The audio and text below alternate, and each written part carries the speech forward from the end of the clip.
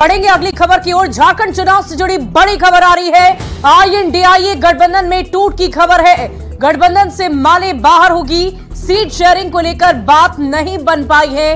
इस वक्त की बहुत बड़ी खबर आपको बता रहे हैं। झारखंड विधानसभा चुनाव से संबंधित आपको बता दें कि राजधनवार सीट के लिए माले लगातार कह रही थी कि ये सीट हमारी होनी चाहिए, लेकिन राजधनवार सीट पर जेएमएम और माले के बीच बात नहीं बन पाई और ऐसे में माले की तरफ से अपने उम्मीदवारों का चयन किया जा सकता है, लिस्ट जारी की जा सकती है। इस पूरी खबर की अधिक जानकारी के साथ न्यूज 18 संवाददाता अविनाश हमारे साथ फोन लाइन पर है।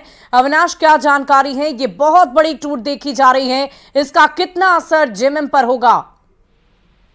नहीं, असर तो पूरे गठबंधन पर होगा और लगातार अगर आप देखें पिछले 3 दिनों से गठबंधन का फॉर्मूला तय करने को लेकर बैठकों का दौर चल रहा है, टेलीफोनिक बातचीत हो रही है, नेताओं की बैठक हो रही है। बावजूद इसके अब तक जो निष्कर्ष हैं उस निष्कर्ष को देखें तो अभी भी जिस वक्त हम बात कर रहे हैं, इंडिया गठबंधन का कोई फॉर्मूला औपचारिक रूप से सामने नहीं आया है, राज्य की जनता के पास नहीं है। सारी चीजें जो बातें हो रही है वो आकलन के आधार पर हो रही हैं। इससे पहले जो 70 सीटों के साथ हेमंत सोरेन और गुलाम अहमद मीर सामने आए थे, उस वक्त ये कहा गया था कि 70 सीटों पर जेएमएम कांग्रेस का गठबंधन रहेगा, साथ लड़ेगी और बाकी 11 सीटें जो हैं गठबंधन के लिए होंगी।